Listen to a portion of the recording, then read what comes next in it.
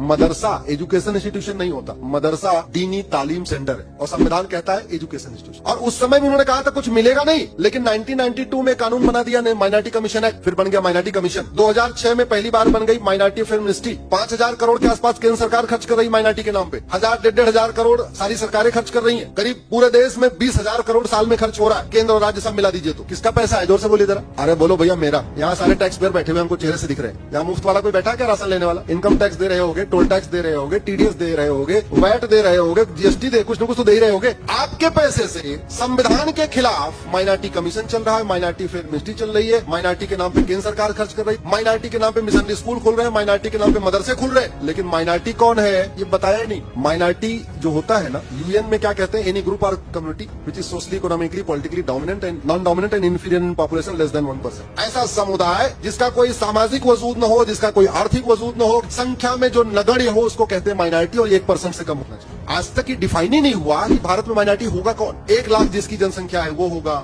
10 लाख जिसकी जनसंख्या है वो होगा, 50 लाख जिसकी जनसंख्या है वो होगा। कितनी जनसंख्या वाला माइनॉरिटी होगा आज तक डिफाइन ही नहीं। और हालत ये है, कश्मीर में हिंदू 2% है और कन्वर्टेड हिंदू 98% है, और हिंदू मेजोरिटी कहलाते हैं और 98% वाला क्या कहलाते हैं? पूरी दुनिया में इकलौता देश भारत है जहां 98% माइनॉरिटी कहलाता है और 2% मेजोरिटी कहलाता है। लक्षद्वीप में हिंदू 2% है, कन्वर्टेड हिंदू 98% है, हिंदू माइनॉरिटी मेजोरिटी कहलाते हैं और कन्वर्टेड हिंदू माइनॉरिटी कहलाते हैं।